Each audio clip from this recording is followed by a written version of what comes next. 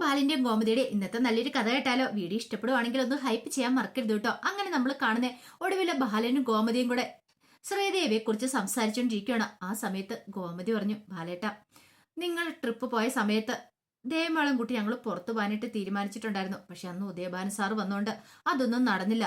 ദേവമോൾക്ക് ഇപ്പോഴും നല്ല സങ്കടമുണ്ട്. എപ്പോഴും മുറിയിൽ തന്നെ അടച്ചിട്ടിരിക്കുക. ആരോടും അധികം സംസാരം കാര്യങ്ങളൊന്നും ഇല്ലാന്ന് പറഞ്ഞു. അവിടുന്ന് നമുക്ക് ദേവിമാളം എന്ന് കര കയറ്റേണ്ടെന്ന് ചോദിച്ചു. അത് കേട്ടപ്പോൾ ദേവാനു പറഞ്ഞു, അല്ല അതിനിപ്പോൾ എന്ത് ചെയ്യാൻ പറ്റും? ഈ അന്തരീക്ഷമാണ് ദേവമോളെ കൂടുതൽ ബുദ്ധിമുട്ടിക്കുന്നത്. എന്തെങ്കിലും ഒരു ജോലി ഉണ്ടെങ്കിൽ ഈ പ്രശ്നം മാറുമെന്ന് പറഞ്ഞു. അങ്ങനെയാണ് നമുക്കൊരു കാര്യം ചെയ്താലോ ഗോമതി? നേരത്തെ സ്കൂളിൽ ജോലി ഉണ്ടായിരുന്നല്ലേ, ആ മാനേജരോട് പറഞ്ഞ് വീണ്ടും ദേവമോൾക്ക് ആ സ്കൂളിൽ തന്നെ ജോലി വാങ്ങിച്ചു കൊടുത്താലോ എന്ന് ചോദിച്ചു. ഗോമതി ഒന്ന് ആലോചിച്ചു. എന്നിട്ട് പറഞ്ഞു, അതിനകത്തൊരു പ്രശ്നമുണ്ടല്ലോ ബാലേട്ട. അതെന്താ? അത് പിന്നെ അവിടെ കുട്ടികളൊക്കെ അല്ലേ ഉള്ളത്. അപ്പൊ കുട്ടികളെ കാണുന്ന സമയത്ത് ദേവമോൾക്ക് വല്ലാത്തൊരു ബുദ്ധിമുട്ട് കാണും. തന്റെ നഷ്ടപ്പെട്ടു പോയ കുഞ്ഞിനെ കുറിച്ച് ചിന്തിക്കുമായിരിക്കും. അത് അവളെ കൂടുതൽ വിഷമിപ്പിക്കത്തുള്ളൂ. അതുകൊണ്ട് അത് വേണ്ടാന്ന് പറഞ്ഞു. അപ്പൊ ഇനി എന്ത് ചെയ്യും? എന്നാ ഒരു കാര്യം ചെയ്യാം. നേരത്തെ അവളൊരു IT കമ്പനി ജോലിക്ക് പോയിക്കൊണ്ടിരുന്നല്ലേ, അവിടെ നിന്ന് ലീവ് എടുത്തിരിക്കുമായിരുന്നല്ലോ. നമുക്കൊരു കാര്യം ചെയ്യാം, അങ്ങോട്ടേക്ക് തന്നെ അവളെ പറഞ്ഞു വിടാന്ന് പറഞ്ഞു. അതൊട്ടും വേണ്ട. അവിടേക്ക് പോയിട്ടുണ്ട് ദേവമോൾക്ക് ഭ്രാന്ത് പിടിക്കും. കാരണം നേരത്തെ സമയത്ത് വീട്ടിൽ വരാൻ പറ്റില്ല, നേരെ ചൊവ്വേ ആഹാരം കഴിക്കാൻ പറ്റില്ല, ടെൻഷനോട് ടെൻഷൻ തന്നെ ആയിരിക്കും എന്ന് പറഞ്ഞു. പിന്നെ നമ്മൾ ഇനി എന്ത് ചെയ്യും ഗോമതി? നീ തന്നെ ഒരു മാർഗം എന്താന്ന് വെച്ചാൽ പറ. പറയട്ടാ, ദേവമോള് കുറച്ച് നാള് ഗോമതി സ്റ്റോഴ്സിൽ വന്നിരുന്നല്ലേ, ദേവമോള് കടയെ വന്നിരിക്കട്ടെ. അതാ പിന്നെ പ്രശ്നമില്ല, നിങ്ങളൊക്കെ അവിടെ ഉണ്ടാവുമല്ലോ. ബാലൻ പറഞ്ഞു, അതൊരു നല്ല കാര്യമെന്ന് പറഞ്ഞു. അങ്ങനെയാണ് ബാലേട്ടൻ ഒരു കാര്യം ചെയ്യുക, നാളെ ദേവമോളോടൊന്ന് സംസാരിക്കാം. ശരി, നാളെ ഞാൻ മോളോട് സംസാരിക്കാം. അപ്പൊ പിന്നെ പ്രശ്നമില്ലല്ലോ. അല്ലെങ്കിലും കടയിലാണെങ്കിൽ പിന്നെ മോൾക്ക് ടെൻഷന്റെ കാര്യമൊന്നും വരത്തില്ലല്ലോ എന്നൊക്കെ പറഞ്ഞ് ഗോമതിയെ സമാധാനിപ്പിച്ചു ബാലന്. ഈ സമയത്ത് രാജശ്രീ അലോകിന്റെ ദേഹത്തൊക്കെ ഓയിൽമെന്റ് ഇത് പുരട്ടിക്കൊണ്ടിരിക്കുകയാണ്. അച്യുതന് അടുത്ത് തന്നെയുണ്ട്. എന്നാലും ഇതുപോലെ ചത മേടിച്ചോണ്ട് വന്നല്ലോടാ. എന്റെ അമ്മ ഒന്ന് പതുക്കെ, എനിക്ക് വേദന എടുക്കുന്നുണ്ടെന്ന് പറഞ്ഞോണ്ട് അലോക് ചാടി എഴുന്നേക്കണം. മതി, ഇനി വേണ്ട. അമ്മയുടെ കൈയും കൂടെ കൊള്ളുന്ന സമയത്ത് ജീവൻ പോകുന്നുണ്ടെന്ന് പറഞ്ഞു. എടാ, നാണം ഉണ്ടോ നിനക്കൊക്കെ? അപ്പനും മോനും കൂടെ ചതയും മേടിച്ചോണ്ട് വന്നിരിക്കുന്നു. ഇതൊക്കെ കണ്ടിട്ട് എനിക്ക് അങ്ങോട്ട് സഹിക്കാൻ പറ്റുന്നില്ല. ഏലോടെയിലെ ഇറങ്ങിപ്പോവാനും വല്ലയിടത്തും പോയി ചാകാനാ തോന്നിയെന്ന് പറഞ്ഞു. അച്ഛനും പറഞ്ഞു, എങ്കിൽ പോയി നീ ചാവടിന്ന് പറഞ്ഞു. ഞാൻ ചാവും, പക്ഷെ അതിനു മുമ്പ് ദേവമംഗലത്തിന് തീ ഇട്ടിട്ട് ഞാൻ പോയി ചാകത്തുള്ളൂ. ഒന്നിനെ ഞാൻ വെറുതെ എടുത്തില്ല എന്ന് പറഞ്ഞു. ആ സമയം അലോ പറഞ്ഞു, അമ്മയൊന്ന് അടങ്ങ്. എന്താണെങ്കിലും ഞാൻ അവൾക്കിട്ടുള്ളത് ഓങ്ങി വെച്ചിട്ടുണ്ടെന്ന് പറഞ്ഞു. എന്തോങ്ങി വെക്കാനായിട്ട്? ഓങ്ങി വെച്ച് അങ്ങോട്ട് മാറ്റി വെക്ക്. അവരെ തകർക്കാനായിട്ടുള്ള എന്തെങ്കിലും വഴി നോക്ക്. അച്ഛനും പറഞ്ഞു, ഇനിയിപ്പൊ എന്ത് ചെയ്യാൻ പറ്റൂടി? ഇപ്പൊ ചെയ്യുന്ന കാര്യമല്ല അച്യുതേട്ടാ പറഞ്ഞേ. എല്ലാം നന്നായിട്ട് പ്ലാൻ ചെയ്ത് വേണം ഇനി ചെയ്യാനായിട്ട്. ഒരു കാരണവശാലും നമ്മുടെ പണി പാളരുത്. അല്ല, മില്ലിൽ അത്ര ആൾക്കാരുണ്ടായിട്ട് നിങ്ങളെ അവരിടിച്ച് ഇഞ്ച പരുവാക്കില്ലെന്ന് ചോദിച്ചു. എന്റെ രാജശ്രീ, അതിന് മില്ലിലെ ആൾക്കാര് ഇതിന് സജ്ജമായിട്ടാണ് നിന്നല്ലോ. പെട്ടെന്ന് അങ്ങനെ ബാലനും മക്കളും വരുമെന്ന് ഞങ്ങൾ ആരും പ്രതീക്ഷിച്ചത് പോലുമല്ല. അതുകൊണ്ട് എങ്ങനെയൊക്കെ സംഭവിച്ച, അല്ലായിരുന്നു ഞാൻ കുറച്ച് ആൾക്കാരെയൊക്കെ വിളിച്ചു നിർത്തില്ലായിരുന്നോ എന്ന് ചോദിച്ചു. ഇനിയിപ്പൊ അതിനെക്കുറിച്ചൊന്നും പറഞ്ഞിട്ട് കാര്യമില്ല അച്യുതേട്ടാ. എത്രയും പെട്ടെന്ന് തന്നെ കാര്യങ്ങൾക്കൊരു തീരുമാനം ഉണ്ടാക്കണം. അലോക് പറഞ്ഞു, അമ്മേ, അതിനുള്ള ഏറ്റവും വലിയൊരു തുറുപ്പ് ചീട്ടാണ് അനു. അവളെ ഞാൻ ഈ വീട്ടിലേക്ക് കൊണ്ടുവരുന്നതോട് കൂടിയിട്ട് ദേവമംഗലം തകർന്ന് തരിപ്പണമാവും. ദേവമംഗലത്തിലെ വെല്ലുവിളിക്കാനുള്ള ഏറ്റവും നല്ല മാർഗമാണ് അനു. അവളെ വെച്ച് ആര് കളി കളിക്കുമെന്ന് പറഞ്ഞു. അപ്പോഴേക്കും അച്ഛനും പറഞ്ഞു, എടാ അതൊക്കെ നടക്കൂടാന്ന് ചോദിച്ചു. നടക്കും, അവളെ ഈ വീട്ടിൽ കൊണ്ടുവന്നേ മതിയാവുള്ളൂ. രാജശ്രീ പറഞ്ഞു, എടാ അതിനാ അവള് സമ്മതിക്കുക. ആ വീട്ടുകാരെന്താണെങ്കിലും ഇത് നല്ല രീതിയിൽ തന്നെ മുന്നോട്ട് പോകത്തുള്ളൂ. അവർക്കറിയാം അനുവിന്റെ കാര്യത്തില് ഇനി അങ്ങനെ പണ്ടത്തെ പോലെ ആയിട്ടുണ്ടെങ്കിൽ ശരിയാകത്തില്ലെന്ന്. അപ്പം നല്ല നിയന്ത്രണവും കാര്യങ്ങളും കാണും. അതൊക്കെ എനിക്കറിയാമേ. എത്ര നിയന്ത്രണമാണെങ്കിലും അതൊക്കെ ഭേദിച്ച് ഞാൻ അവളെ ഇങ്ങോട്ട് കൊണ്ടുവരും. ഞാനല്ലേ വാക്ക് പറയുന്നേ. അമ്മ ധൈര്യമായിട്ട് ഇരുന്നോളാൻ പറഞ്ഞുകൊണ്ട് അല്ലോ അങ്ങനെ ആശ്വസിപ്പിക്കുകയാണ്. അങ്ങനെ പിറ്റേ ദിവസം ആയി കഴിഞ്ഞപ്പോൾ ബാലൻ രാവിലെ പോകാനിട്ട് ഇറങ്ങാൻ തുടങ്ങണം. അപ്പോഴേക്കും ഗോമതി ബാഗൊക്കെ കൊണ്ട് കൊടുത്തു. ആ സമയം ബാലൻ ചോദിച്ചു, ദേവിമോൾ എന്തെന്ന് ചോദിച്ചു. ഇപ്പൊ ഞാൻ വിളിച്ചോണ്ട് വരാമെന്ന് പറഞ്ഞു. അങ്ങനെ ദേവിയെ പോയി വിളിച്ചോണ്ട് വന്നു. ദേവി ചോദിച്ചു, എന്താ അമ്മേന്ന് ചോദിച്ചു. അതെ, ബാലേട്ടൻ എന്തൊക്കെയോ കാര്യങ്ങൾ മോളോട് പറയാനുണ്ടെന്ന്. എന്താ ബാലച്ച, കാര്യം എന്താന്ന് ചോദിച്ചു. അത് കേട്ടപ്പോ ബാലൻ പറഞ്ഞു, എന്താ മോളെ ഇത്, നിന്റെ കോലം എന്താ, നീ എന്താ ആഹാരം ഒന്നും കഴിക്കണില്ലേന്ന് ചോദിച്ചു. അത് കേട്ട് കഴിഞ്ഞപ്പോ ഗോമതി പറഞ്ഞു, എവിടുന്ന് കഴിക്കാനായിട്ട്, നേരെ ചൊവ്വേ ആഹാരം പോലും കഴിക്കുന്നില്ല, കോലം കണ്ടില്ലേ. കഴിക്കാനായിട്ട് പറഞ്ഞു പറയും ഇപ്പൊ വേണ്ട, പിന്നെ മതി എന്നൊക്കെ പറയും. എത്ര നിർബന്ധിച്ചാലും കഴിക്കത്തൊന്നും ഇല്ലാന്ന് പറഞ്ഞു. അത് കേട്ടപ്പോ ബാലൻ പറഞ്ഞു, ഇങ്ങനെ പോയിട്ട് കാര്യമില്ലാന്ന് പറഞ്ഞു. ഗോമതി പറഞ്ഞു, അത് ശരിയാ മോളെ, ഞാനും ബാലേട്ടനും കൂടി ചില തീരുമാനങ്ങളൊക്കെ എടുത്തിട്ടുണ്ട്.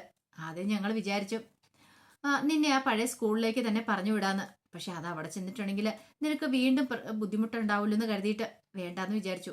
ഇനി IT കമ്പനിയിലും സ്കൂളിലും ഒന്നും ജോലി വേണ്ട എന്ന് പറഞ്ഞു. അപ്പോഴേക്കും ബാലൻ പറഞ്ഞു, അതെ മോളെ, നാളെ മുതൽ മോളൊരു കാര്യം ചെയ്യണം. ഞാൻ നമ്മുടെ കടയിലേക്ക് പോകുന്ന സമയത്ത് മോള് ഞാൻ എന്നോടൊപ്പം പോരെ.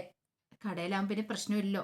മോൾക്ക് അവിടെ വന്നിരിക്കുക. അപ്പൊ ഈ വീടിന്റെ അന്തരീക്ഷമായിട്ടൊന്ന് മാറിക്കഴിയുമ്പത്തേനും എല്ലാം ശരിയാവും എന്ന് പറഞ്ഞു. മോളുടെ വിഷമമൊക്കെ കുറയുമെന്ന് പറഞ്ഞു. അത് കേട്ടപ്പം ശ്രീദേവി പറഞ്ഞു, അച്ഛ പറയുന്നതുകൊണ്ടും തോന്നരുത്. ഇപ്പൊ എന്താണെങ്കിലും എനിക്ക് വരാൻ പറ്റില്ല. കാരണം എനിക്കെന്തോ ഈ വീട്ടിൽ നിന്ന് ഇറങ്ങാൻ പോലും തോന്നുന്നില്ല. ആൾക്കാരെ ഫേസ് ചെയ്യാൻ പോലും ഭയങ്കര ഒരു ബുദ്ധിമുട്ടാണ്. എൻ്റെ കുഞ്ഞിനെ കുറിച്ചുള്ള ഓർമ്മകളാ. ഞാൻ വരില്ല എന്ന് മാത്രം പറയില്ല, വരാം. ഞാൻ എൻ്റെ മനസ്സൊന്ന് മാറി കഴിയുമ്പോൾ എപ്പോഴെങ്കിലും ഞാൻ വന്നോളാം. ബാലച്ചൻ എന്നോടൊന്നും തോന്നരുതെന്ന് പറഞ്ഞു. അത് കേട്ടപ്പോൾ ബാലൻ ഗോമതിയോട് പറഞ്ഞു, ഗോമതി ഇനി അവളെ നിർബന്ധിക്കണ്ട, അവള് വന്നോളും. അവളുടെ മനസ്സൊന്ന് ശാന്തമാവട്ടെ, അതിനുശേഷം മോള് വന്നാൽ മതി. മോള് വിഷമിക്കൊന്നും വേണ്ടാന്ന് പറഞ്ഞിട്ട് ബാലൻ കടയിലേക്ക് പോയി. ഇതേ സമയത്ത് മിത്ര ബാങ്കിലേക്ക് ചെല്ലുവാണ്. അങ്ങനെ ബാങ്കിൽ ചെന്ന് ലോണിന് വേണ്ടിയിട്ടുള്ള കാര്യങ്ങളൊക്കെ മാനേജറുമായിട്ട് സംസാരിക്കുകയാണ്. പിന്നീട് മാനേജർ ചോദിച്ചു, നിങ്ങൾക്ക് എന്താ ജോലി എന്ന് ചോദിച്ചു.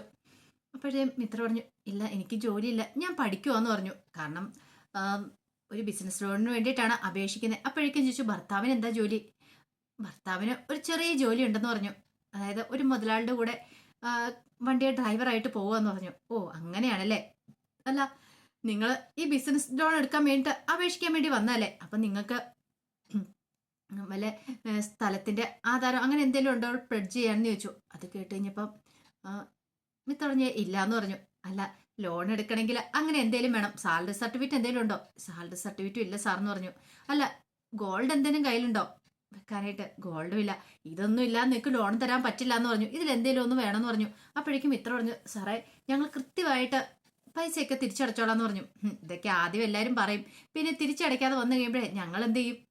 ഞങ്ങളുടെ പൈസ പോകുന്നത് മിച്ചം. ഇതുപോലെ ഞങ്ങൾ കുറെ കണ്ടിട്ടുണ്ട്, അതുകൊണ്ട് ലോൺ തരാൻ പറ്റില്ല. ഇതുപോലെ എന്തെങ്കിലും വേണം, ഒന്നെങ്കിൽ സ്വർണം വേണം, അല്ലെങ്കിൽ സാലറി സർട്ടിഫിക്കറ്റ്, അല്ലെങ്കിൽ പ്ലഡ് ചെയ്യാനായിട്ട് എന്തെങ്കിലുമൊക്കെ വേണമെന്ന് പറഞ്ഞു. അത് കേട്ട് കഴിഞ്ഞപ്പം മിത്രോട്, സാറേ അതൊന്നും ഇല്ല, എന്നാലും ഞങ്ങൾ ലോൺ അടച്ചോളാം എന്നൊക്കെ പറഞ്ഞു. തന്നോടല്ലേ പറഞ്ഞാൽ മനസ്സിലാവില്ലേ? രാവിലെ എനിക്ക് കുറെ തിരക്കുണ്ട്, നല്ല ജോലിയുണ്ട്. ഇതേ കൊച്ചു വെറുതെ മനുഷ്യൻ മെനക്കെടുത്താതെ പോകാൻ നോക്കാൻ പറഞ്ഞു. അത് കേട്ട മിത്രോട്, സാറ് തന്നോടല്ലേ പോകാൻ പറഞ്ഞെന്ന് ചോദിച്ചു. അങ്ങനെ മിത്ര ഒടുവിൽ അവിടെ നിന്ന് ഇറങ്ങുവാണ്. മിത്രയ്ക്ക് നല്ല സങ്കടമായി. പുറത്തേക്ക് ഇറങ്ങി വരുമ്പോഴത്തേനും ഡെലിവറി കഴിഞ്ഞ് ആരിൻ്റെ അവിടെ വരുന്നുണ്ട്. മിത്രയെ കണ്ടു കഴിഞ്ഞപ്പോഴത്തേനും ആരും പെട്ടെന്ന് നിർത്തി, ഇതെന്താ ഇവിടെയെന്ന് ചോദിച്ചു. അല്ല, അത് പിന്നെ ഞാൻ ബാങ്കിന്റെ മുന്നിൽ കൂടെ എന്താ? അത് ഞാനൊരു അക്കൗണ്ട് ഓപ്പൺ ആക്കാനായിട്ട്. അതെന്താ ഈ ബാങ്കിൽ തന്നെ വന്ന് അക്കൗണ്ട് തുടങ്ങാനായിട്ട്? അവിടെ എങ്ങും ബാങ്കില്ലായിരുന്നോ എന്ന് ചോദിച്ചു. അല്ല, അത് പിന്നെ ഞാൻ കൂടുതലൊന്നും പറയണ്ട, എനിക്ക് മനസ്സിലായി, വീടിനടുത്ത് കിടന്ന് ഉരുളണ്ട. അക്കൗണ്ട് ഓപ്പൺ ആക്കാൻ വന്നൊന്നും അല്ല എന്ന് പറഞ്ഞു. പിന്നെന്തിനാ വന്നേ? അതെ, ലോണിന്റെ കാര്യം അപേക്ഷിക്കാൻ വേണ്ടി വന്നതല്ലേ എന്ന് ചോദിച്ചു. മിത്രയ്ക്ക് ആപ്പാ ടെൻഷനായി. ഒടുവിൽ ആര്യം പറഞ്ഞു, എന്താ മിത്ര ഇത്? ഞാനിപ്പം പറഞ്ഞോ എനിക്ക് ലോൺ വേണോന്ന്? ബിസിനസ് തുടങ്ങാനായിട്ട് മുട്ടി നിൽക്കുമെന്ന് ഞാൻ പറഞ്ഞു എന്ന് ചോദിച്ചു. അല്ല ആര്യ, അത് പിന്നെ ഞാൻ വേണ്ട ആരിന്റെ കാര്യങ്ങളൊക്കെ കണ്ടറിഞ്ഞ് ചെയ്യാനായിട്ട്. ആരിൻ്റെ ഒരു ആപത്തുണ്ടാകുമ്പോൾ ഞാൻ ആരിന്റെ കൂടെ വേണ്ടെന്ന് ചോദിച്ചു. ഇതേ ആപത്ത്, എനിക്കതൊന്നും പ്രശ്നമുള്ള കാര്യമില്ല. ഇപ്പം നിനക്ക് ഒരു പണി ഞാൻ തന്നിട്ടുണ്ട്. എന്താ? പഠിക്കണം, IAS കാര്യമാവണം. അത് അല്ലാതെ ഇപ്പൊ ലോൺ എടുത്തത് പുറകെ നടക്കും അല്ല ആവശ്യം എന്ന് പറഞ്ഞു. ആര്യ, അതൊക്കെ നടക്കും, പക്ഷെ അതിൻ്റെ ഇടയ്ക്ക് ആരിന്റെ കാര്യങ്ങളും നടക്കണ്ടേന്ന് ചോദിച്ചു. ആര്യം പറഞ്ഞു, അതൊക്കെ നടന്നോളും, ഇപ്പൊ തൽക്കാലത്തേക്ക് അതൊന്നും ഓർത്ത് ടെൻഷൻ അടിക്കണ്ട. ലോണിന്റെ കാര്യത്തെക്കുറിച്ച് ചിന്തിച്ച് വിഷമിക്കേണ്ട കാര്യമൊന്നുമില്ല. മിത്രടഞ്ഞ് ലോൺ കിട്ടിയാനും, പക്ഷെ നമുക്കൊന്നെങ്കിൽ സാലറി സർട്ടിഫിക്കറ്റ് അങ്ങനെ കുറെ സാധനങ്ങൾ എന്തെങ്കിലും വേണം. ഇതില്ലാത്തതുകൊണ്ട് അയാൾ ലോണിന്റെ കാര്യം തരാത്തേന്ന് പറഞ്ഞു. ആര്യം പറഞ്ഞു, ഇതൊക്കെ എനിക്ക് അറിയാവുന്ന കാര്യങ്ങളാ, പിന്നെ നീ എടുത്തിയാടി എന്തിനാ ഇതൊക്കെ ചെയ്യാൻ പോയെന്ന് ചോദിച്ചു. ബാ കേറ് എന്ന് പറഞ്ഞു. അല്ല, അത് പിന്നെ കേറാനല്ലേ പറഞ്ഞെന്ന് ചോദിച്ചു. അങ്ങനെ മിത്ര ബൈക്കിലേക്ക് കയറി കഴിഞ്ഞപ്പോഴത്തേനും ആര്യം പറഞ്ഞു, എന്നാ പോട്ടേന്ന് ചോദിച്ചു. കൊച്ചു മുതലാളി വണ്ടി എടുക്കാൻ പറഞ്ഞു.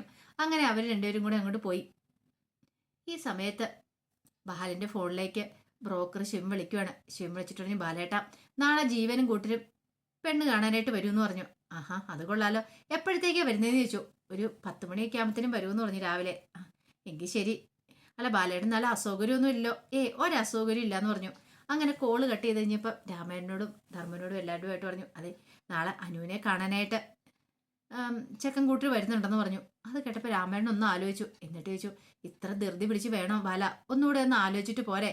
ഇത്തിരി സാവകാശം നടത്തിയാൽ പോരേന്ന് ചോദിച്ചു. അത് കേട്ടപ്പോൾ ബാലനൊരു അന്താളിപ്പോട് കൂടി രാമേട്ടനെ നോക്കുവാണ്. അപ്പോൾ അതിൻ്റെ വിശേഷങ്ങളൊക്കെയായിരുന്നു കാണുന്നത്. ഇതിൻ്റെ ബാക്കി വിശേഷങ്ങളുമായിട്ട് വൈകുന്നേരത്തെ പ്രമോയി വരാട്ടോ. ഒരിക്കൽ കൂടി എല്ലാവർക്കും ശുഭദിനം നേർന്നുകൊണ്ട് നിർത്തുന്നു.